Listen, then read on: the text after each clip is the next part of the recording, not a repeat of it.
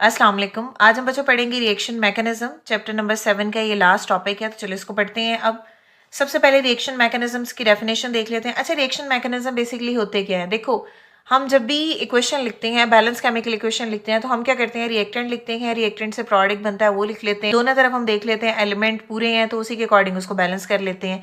तो जो बीच में स्टेप्स इन्वॉल्व होते हैं उसको डिस्कस नहीं करते। मीन्स रिएक्शन मैकेनिज्म बेसिकली क्या होता है कि सारे के सारे स्टेप मीन्स जब रिएक्टेंट रिएक्ट कर रहा था तो उसने कौन सा इंटरमीडिएट कॉम्प्लेक्स बनाया, फिर उस इंटरमीडिएट कॉम्प्लेक्स ने कन्वर्ट हो गया वो प्रोडक्ट में। तो सारे के सारे जो स्टेप्स इन्वॉल्व होते हैं एक रिएक्टेंट को प्रोडक्ट में कन्वर्ट करने के लिए, उसको हम बोलते हैं वो है रिएक्शन मैकेनिज्म्स। ठीक है, तो देखो यहाँ पे डेफिनेशन क्या आ गई। A reaction mechanism is a detailed step by step description of how a chemical reactions occur at a molecular level. ठीक है, और क्या करने के लिए? To yield a product. हमारा मेन कॉन्सेप्ट बच्चों प्रोडक्ट बनाना ही है, बट रिएक्टेंट एंड प्रोडक्ट के दरमियान में बीच में जितने भी स्टेप्स आएंगे ना, उन स्टेप्स को फॉलो करके प्रोडक्ट जो बन रहा है, तो वो सारे के सारे स्टेप्स, वो सारी की सारी डिस्क्रिप्शंस, उसको हम बोलेंगे वो है रिएक्शन मैकेनिज्म। मींस ये रिएक्टेंट और इसने कन्वर्ट होकर प्रोडक्ट बना दिया। जैसे हम कहते हैं दो हाइड्रोजन है, ठीक है, ऑक्सीजन के साथ ये रिएक्ट कर रहे हैं, तो ये क्या बना रहे हैं? वाटर का मॉलिक्यूल बना रहे हैं। तो यहाँ पे हमारे पास रिएक्टेंट ने रिएक्ट किया और उसने प्रोडक्ट बना दिया। तो जो बैलेंस केमिकल इक्वेशन है that only shows reactant and product. बीच में क्या क्या स्टेप हो रहे हैं, कैसे ऑक्सीजन और हाइड्रोजन ने रिएक्ट किया एक दूसरे के साथ, कैसे वाटर बना, इसके बारे में कोई इन्फॉर्मेशन नहीं होती। बट जब हम रिएक्शन का मैकेनिज्म लिखते हैं तो हम डिटेल में सारी चीज़ों को एक्सप्लेन करते हैं, सारे स्टेप्स को एक्सप्लेन करते हैं। तो बैलेंस केमिकल इक्वेशन क्या है? That only shows reactants and product. Means ये देखो, ये रिएक्टेंट है और ये प्रोडक्ट बन गया। क्लियर है? जो रिएक्शन मैकेनिज्म है that basically reveals the actual happening individual steps. ठीक है, मतलब हमारे पास जो रिएक्टेंट प्रोडक्ट में कन्वर्ट हुआ वो 3 स्टेप में हुआ, वो 2 स्टेप में हुआ, वो 4 स्टेप में हुआ, वो 1 स्टेप में हुआ। तो बीच में जो भी मैकेनिज्म होगा वो हर चीज को डिटेल से एक्सप्लेन करेगा, तो उसको हम बोलते हैं रिएक्शन मैकेनिज्म। ठीक है, रिएक्शन मैकेनिज्म में क्या होगा? That reveal the actual happening individual steps, और हर स्टेप्स को हम क्या बोलते हैं? एलिमेंट्री स्टेप्स होंगे। ठीक है, और वो एलिमेंट्री स्टेप्स जो हैं वो फिर जाके प्रोडक्ट बनाते हैं। ठीक है, ईच स्टेप है that represent a single molecular events. मतलब फॉर एग्जांपल हमने कहा कि रिएक्टेंट जो है वो कन्वर्ट हो रहे हैं प्रोडक्ट में, तो रिएक्टेंट कन्वर्ट होंगे जब प्रोडक्ट में दरमियान में कोई इंटरमीडिएट सा कंपाउंड भी बनेगा, तो मीन्स बॉन्ड की ब्रेकेज हो रही होती है, बॉन्ड बन भी रहे होते हैं। तो यहाँ पे क्या होता है कि जो हर स्टेप है वो रिप्रेजेंट करता है एक मॉलिक्यूलर इवेंट को। तो each steps represent a single molecular events that breaking और फॉर्मिंग अ बॉन्ड। तो जो इसी तरह बहुत से रिएक्शंस ऐसे होते हैं जो सिंगल स्टेप नहीं होते, मतलब सीरीज ऑफ स्टेप्स में होते हैं। तो हर स्टेप को हम बोलते हैं एलिमेंट्री रिएक्शंस या एलिमेंट्री स्टेप्स। ठीक है, और वो जो एलिमेंट्री स्टेप्स है वो किस वजह से होता है? वो ऑब्वियसली बात है ना कि देखो एटम्स कोलाइड कर रहे हैं, मॉलिक्यूल्स कोलाइड कर रहे हैं या आइंस कोलाइड कर रहे हैं, तो वो कोलिजन के दौरान में बॉन्ड्स बन भी रहे हैं, बॉन्ड ब्रेक भी हो रहे हैं, प्रोडक्ट फिर बन रहा है। तो हर स्टेप को हम एलिमेंट्री स्टेप बोलते हैं। ठीक है, अब फॉर एग्जाम्पल अब जब कोलिजन होती है, 2 मॉलिक्यूल्स कोलाइड कर रहे हैं, 2 रिएक्टेंट कोलाइड कर रहे हैं, 3 रिएक्टेंट कोलाइड कर रहे हैं, 4 रिएक्टेंट कोलाइड कर रहे हैं, तो that is basically called the molecularity. यानी कितने रिएक्टेंट्स के मॉलिक्यूल इन्वॉल्व है for the formation of the product, तो उसको हम बोलेंगे कि वो रिएक्शन की मॉलिक्यूलैरिटी है। Number of the reactant molecules involved in an elementary steps is called molecularity. ठीक है, मैंने अभी क्या बोला, हमारे पास एक रिएक्टेंट है ए, वो कन्वर्ट हो रहा है प्रोडक्ट बी में। क्लियर हो गया? अब इस ए ने बी में कन्वर्ट होना है और ए से बी में कन्वर्ट होने के लिए इसके पास 3 स्टेप्स को इसको फॉलो करना पड़ेगा। तो ये काम 3 स्टेप्स में होगा। जो हर स्टेप है उसको हम बोलेंगे वो है एलिमेंट्री स्टेप। एलिमेंट्री स्टेप में जितने रिएक्टेंट के मॉलिक्यूल्स इन्वॉल्व होंगे उसको हम बोलते हैं मॉलिक्यूलैरिटी। ठीक है, the number of the reactant molecules involved in an elementary step is called molecularity. Example कुछ टाइप्स हैं। यूनिमॉलिक्यूलर एलिमेंट्री रिएक्शंस क्या होते हैं? यूनि का मतलब क्या होता है? जिसमें सिर्फ एक सिंगल रिएक्टेंट इंक्लूड होगा। ठीक है, तो यूनिमॉलिक्यूलर एलिमेंट्री रिएक्शंस क्या है? That involves only a single reactant molecules. Clear?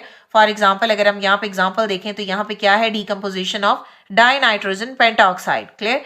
तो इसकी डीकम्पोजिशन से देखते हैं बनता क्या है। तो जब आप डाइनाइट्रोजन पेंटाऑक्साइड को डीकम्पोज करते हो तो इससे नाइट्रोजन डाइऑक्साइड और नाइट्रोजन ट्राइऑक्साइड बनती है। देखो ये पूरी की पूरी इक्वेशन है, इस इक्वेशन में सिर्फ एक ही रिएक्टेंट जो है वो इन्वॉल्व है प्रोडक्ट को बनाने के लिए। तो जब एक रिएक्टेंट इन्वॉल्व होगा तो उसको हम बोलते हैं यूनिमॉलिक्यूलर एलिमेंट्री रिएक्शन।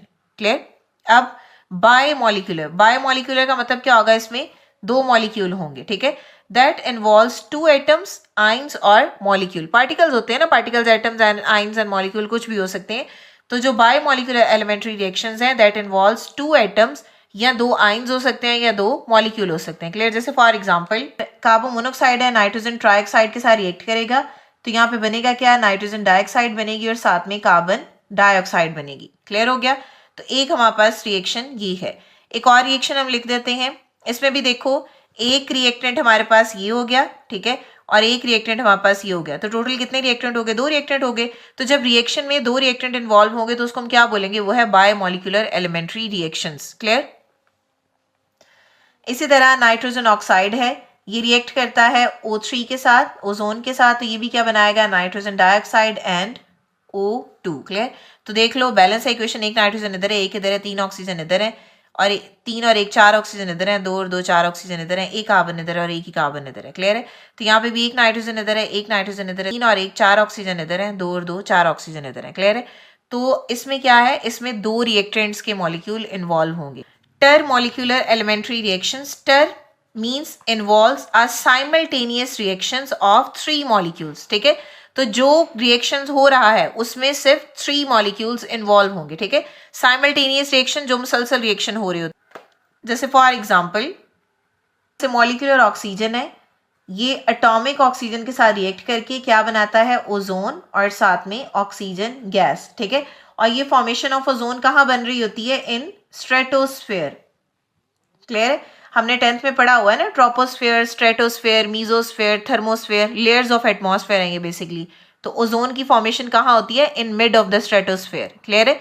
तो यहाँ पे अब देखो आप खुद, यहाँ पे देखो दो ऑक्सीजन के मॉलिक्यूल है और एक एटॉमिक ऑक्सीजन है। टोटल जो है वो कितने मॉलिक्यूल इन्वॉल्व है, 3 है।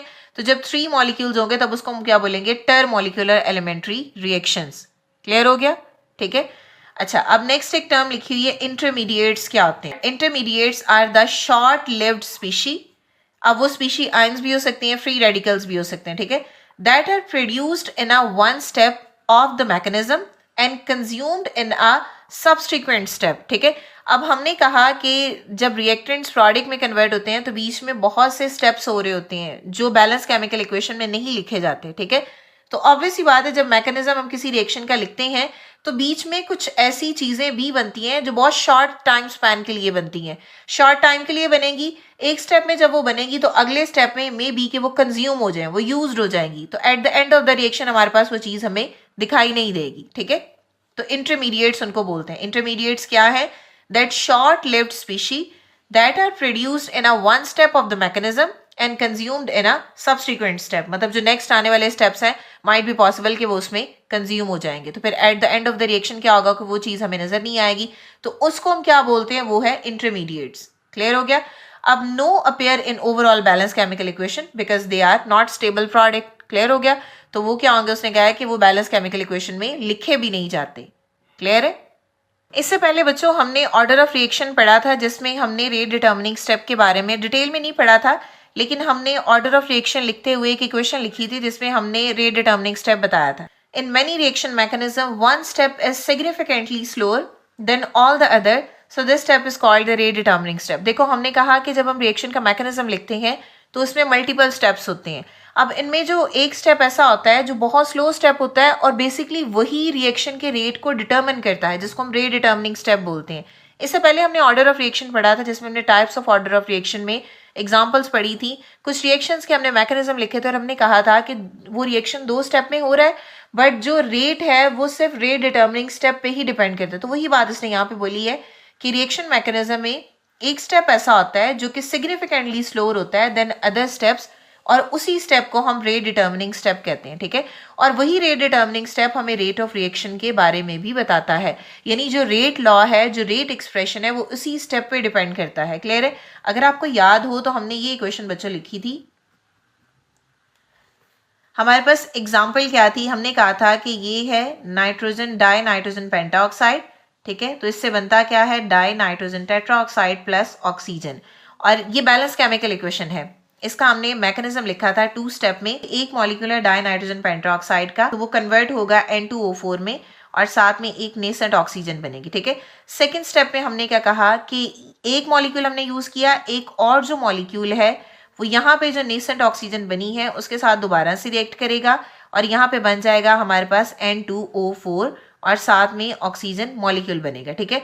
फिर हमने कहा कि हम इसका ओवरऑल जरा रिएक्शन लिख लेते हैं। ओवरऑल रिएक्शन में क्या होता है कि हमारे पास ये इससे कट जाएगा, यहाँ पे 2 मॉलिक्यूल हैं तो यहाँ पे क्या आ जाएगा 2N2O5, इधर एरो, यहाँ पे भी 2 मॉलिक्यूल हैं तो यहाँ पे 2N2O4 प्लस ये इससे कट जाएगा तो सिर्फ ऑक्सीजन मॉलिक्यूल बच जाएगा ये, ठीक है।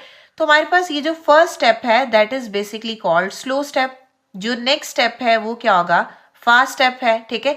अब ये जो स्लो स्टेप है इसको हम बोलते हैं ये है रेट डिटर्मिनिंग स्टेप, याद आया। और हमने कहा था कि अगर आप इसका रेट लिखो तो रेट इज इक्वल टू के and concentration of N2NO5, clear है। और इसके अकॉर्डिंग ये रिएक्शन क्या है, ये फर्स्ट ऑर्डर रिएक्शन था, ऐसे ही है। तो इट मीन्स दैट कि आपने रिएक्टेंट से प्रोडक्ट बनाया, आपको बैलेंस केमिकल इक्वेशन से कोई समझ नहीं आ रही कि इसके अंदर क्या मैकेनिज्म है, ये क्या है। बैलेंस केमिकल इक्वेशन से ये समझ आ रही है कि इसमें रिएक्टेंट क्या है, प्रोडक्ट क्या बन रहे हैं। तो जब आपने इसका मैकेनिज्म देखा तो मैकेनिज्म में आपने ये कहा कि ये 2 स्टेप रिएक्शन है, इसमें जो फर्स्ट स्टेप है वो स्लो स्टेप है, ठीक है। और उसी स्लो स्टेप को हम रेट डिटर्मिनिंग स्टेप बोलते हैं। तो जो सेकंड स्टेप है वो क्या होगा, फास्ट स्टेप होगा, ठीक है। तो जो रेट इक्वेशन है वो किस पे डिपेंड करती है, वो इस स्लो स्टेप पे डिपेंड करती है। इसी स्लो स्टेप के अकॉर्डिंग ही हम रेट इक्वेशन लिखते हैं, क्लियर हो गया। अब हम अपनी एग्जैक्ट एग्जांपल की तरफ आते हैं जो हमने आज एक्सप्लेन करनी है। तो यहाँ पे एग्जांपल बच्चों हमारे पास क्या है, यहाँ पे है नाइट्रोजन ऑक्साइड है, इसका रिएक्शन हमने हाइड्रोजन के साथ करवाना है और ये बनाएगा क्या, वाटर बनाता है और साथ में नाइट्रोजन गैस बनती है, क्लियर है। तो बैलेंस कर लेते हैं, 2 नाइट्रोजन इधर है, एक इधर है, तो यहाँ से 2 से मल्टीप्लाई हो जाएगा, यहाँ पे 4 हाइड्रोजन है, यहाँ पे 2 है तो यहाँ 2 आ जाएगा, ठीक है। तो ये बैलेंस केमिकल इक्वेशन है, ओके। अब हमने क्या करना है, हमने इसकी रेट इक्वेशन तो ऑब्वियस सी बात है लिखनी ही है, लेकिन इस इक्वेशन से रिलेटेड 6 एक्सपेरिमेंट के रिजल्ट्स हमें बुक में दिए गए हैं, हम उन रिजल्ट्स को पहले देखते हैं। मैंने इक्वेशन को यहाँ पे रीराइट कर लिया है। अब हम क्या करेंगे, हमारे पास अगर आप देखो तो ये 2 रिएक्टेंट्स हैं, ठीक है, ये रिएक्टेंट्स हैं। तो इन्हीं रिएक्टेंट की कंसंट्रेशन को हमने चेंज करके ये देखना है कि रेट ऑफ रिएक्शन पे क्या फर्क पड़ेगा। चलो सबसे पहले हम क्या करते हैं, सबसे पहले हम हाइड्रोजन आयन की कंसंट्रेशन को चेंज करेंगे और जो नाइट्रोजन ऑक्साइड है इसकी कंसंट्रेशन को कांस्टेंट रखेंगे, क्लियर हो गया। तो यहाँ पे देखो ये क्या है 0.06, ये क्या है 0.06 और अगेन क्या है 0.06। तो हमारे पास जो यहाँ पे है NO, इसको हमने पहले कांस्टेंट रखा और हम चेंज किसको कर रहे हैं, हाइड्रोजन को। तो पहले हमने हाइड्रोजन की कंसंट्रेशन कितनी ली, 0.001, क्लियर है। तो जब हाइड्रोजन की कंसंट्रेशन 0.001 ली और नाइट्रोजन ऑक्साइड की कंसंट्रेशन हमने 0.006 ली, तो हमने देखा कि इसमें जो इनिशियल रेट आया उसकी वैल्यू आई 0.025, क्लियर हो गया। तो चलो ये तो एक हमारे पास एक्सपेरिमेंट से वैल्यू आ गई। अब हमने क्या किया, हमने NO की कंसंट्रेशन सेम रखी लेकिन हमने हाइड्रोजन की कंसंट्रेशन को डबल कर दिया, क्लियर। अब हाइड्रोजन की कंसंट्रेशन को जब हमने डबल किया तो ये देखा गया कि जो रेट ऑफ रिएक्शन है वो भी क्या हो गया, डबल हो गया। डबल का मतलब आप इस 0.025 को मल्टीप्लाई करो 2 से तो वैल्यू क्या आती है 0.050, क्लियर। इसका मतलब है जब हमने हाइड्रोजन की कंसंट्रेशन को एक स्टेप इंक्रीज किया तो हमारे पास जो रेट ऑफ रिएक्शन है वो भी क्या हो गया, डबल हो गया, क्लियर है। अब आप क्या करो, अब आप हाइड्रोजन को जो है वो 1 डिग्री और इंक्रीज कर दो तो रेट ऑफ रिएक्शन क्या होगा, फिर ट्रिपल हो जाएगा, 3 गुना हो जाएगा, ठीक है। तो यहाँ पे देखो आपने 0.005 को मल्टीप्लाई किया 2 से तो ये आ गया, ठीक है। अब आप क्या करो, इस 0.005 को मल्टीप्लाई करो 3 से तो आपके पास क्या आ जाएगा 0.075। यानी इससे आपको ये समझ आई कि जब आप हाइड्रोजन आयन की कंसंट्रेशन 1 गुना बढ़ाते हो तो आपके पास रेट ऑफ रिएक्शन डबल हो जाता है, ठीक है। इसका मतलब है according to this hydrogen ion हमारा जो रेट है that is directly proportional to hydrogen ion concentration with respect to 1। इसका मतलब है कि हाइड्रोजन के केस में जो रेट है वो क्या है, वो है फर्स्ट ऑर्डर। अगर आप इसको एक वैल्यू इसकी बढ़ाते हो तो रेट डबल हो जाता है, ठीक है, क्लियर हो गया, यहां तक क्लियर है। अब हम क्या करेंगे, अब हम हाइड्रोजन को रखेंगे कांस्टेंट और NO की वैल्यू को करेंगे चेंज, क्लियर हो गया। तो चलो अब देखते हैं। अब यहाँ पे देखो, यहाँ पे हाइड्रोजन है 0.09, अगेन हाइड्रोजन है 0.09, अगेन हाइड्रोजन है 0.09, बट चेंज कहाँ आया, जब हमारे पास हाइड्रोजन की कंसंट्रेशन 0.009 थी, उस केस में नाइट्रोजन ऑक्साइड की कंसंट्रेशन 0.001 थी। हमारे पास जो रेट ऑफ रिएक्शन की वैल्यू आई है विच इज 0.0063। क्लियर हो गया। अब नेक्स्ट चलो, अब आपने क्या किया, आपने हाइड्रोजन की कंसंट्रेशन सेम रखनी है, आपने नाइट्रोजन ऑक्साइड की कंसंट्रेशन को कर दिया बच्चों डबल, यानी 0.002। जब आपने डबल किया, आपने ये देखा कि हमारे पास जो रेट ऑफ रिएक्शन है वो 4 टाइम बढ़ गया, 4 गुना बढ़ गया, यानी आप इसको मल्टीप्लाई कर दो 4 के साथ। तो इसका मतलब है जब यहाँ पे आपने कंसंट्रेशन को इंक्रीज किया 1 गुना, तो रेट ऑफ रिएक्शन डबल नहीं हुआ बल्कि 4 गुना बढ़ गया। ठीक है, फिर हमने क्या किया कि हमने नाइट्रोजन ऑक्साइड की कंसंट्रेशन को 1 डिग्री और बढ़ाया, 1 टाइम और बढ़ाया, 3 गुना किया, तो रेट ऑफ रिएक्शन क्या हुआ, 9 गुना बढ़ गया, यानी 9 टाइम बढ़ गया। यानी अब आप इस वैल्यू को मल्टीप्लाई करो 9 से, तो आपके पास देखो रिजल्ट क्या आएगा, 0.056। क्लियर है। तो अगर आप according to NO rate of reaction लिखो, तो NO के केस में अगर आप वैल्यू डबल करोगे, ठीक है, तो रेट ऑफ रिएक्शन क्या होगा, 4 टाइम। अगर आप यहाँ पे वैल्यू ट्रिपल करोगे तो रेट ऑफ रिएक्शन क्या होगा, 9 टाइम। क्लियर हो गया। तो अब आप क्या करो, अब आप लिखो ओवरऑल रिएक्शन रेट। हमारे पास जो ओवरऑल रेट इक्वेशन आई है वो क्या होगी, that rate is directly proportional to concentration of hydrogen ion with exponent 1 and concentration of nitrogen oxide with 2। ठीक है, तो अगर आप ओवरऑल रेट बताओ, तो अगर आप ओवरऑल ऑर्डर बताओ तो यहाँ पे क्या होगा 1 + 2 और यहाँ पे क्या आ जाएगा 3। ठीक है, इसमें फर्स्ट ऑर्डर है, इसमें सेकेंड ऑर्डर है और ओवरऑल क्या होगा बच्चों, थर्ड ऑर्डर रिएक्शन होगा। क्लियर है। तो यहाँ पे क्या है, ये है थर्ड ऑर्डर रिएक्शन।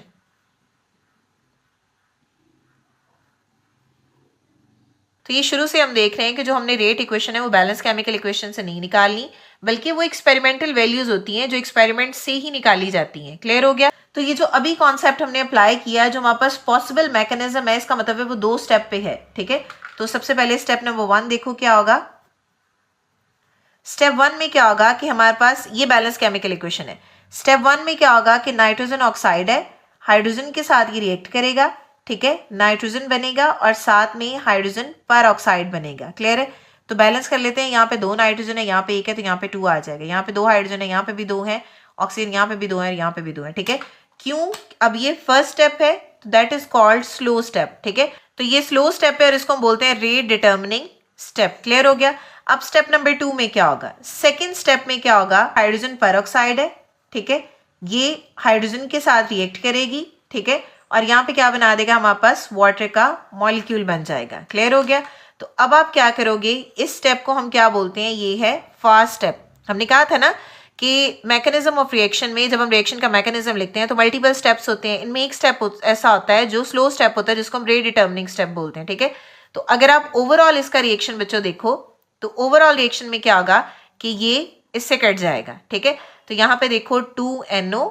ठीक है, 2 नाइट्रोजन, 2 हाइड्रोजन है। ठीक है, तो यहाँ पे 2 मॉलिक्यूल है, तो ये ऐसे आ जाएगा। ठीक है, और यहाँ पे 2H2O और यहाँ पे आ जाएगा N2। क्लियर है। तो इसके अकॉर्डिंग भी देखो यही है ना, हाइड्रोजन क्या है 1 और NO क्या है 2। क्लियर है। तो अब एक और एग्जांपल है, उसको भी एक्सप्लेन कर लेते हैं। एग्जांपल नंबर 2, नाइट्रोजन डाइऑक्साइड है, इसका रिएक्शन है फ्लोरीन के साथ, ये कंपाउंड बनेगा। क्लियर है। अब एक्सपेरिमेंटली देखा गया है कि जो हमारे पास रिएक्शन है वो फर्स्ट ऑर्डर है अकॉर्डिंग टू N2। ठीक है, एक्सपेरिमेंटली ये देखा गया है कि NO2 के केस में रिएक्शन जो है वो फर्स्ट ऑर्डर है और F2 के केस में भी रिएक्शन जो है वो फर्स्ट ऑर्डर है। तो अगर आप ओवरऑल रेट देखो तो हमारे पास रेट क्या होगा, rate is directly proportional to NO2 और F2। दोनों यहाँ पे फर्स्ट ऑर्डर है, तो हमारे पास ओवरऑल क्या होगा, 1 + 1 इक्वल क्या हो जाएगा 2। तो हमारे पास जो ओवरऑल रिएक्शन का रेट होगा वो क्या होगा, रिएक्शन सेकेंड ऑर्डर होगा।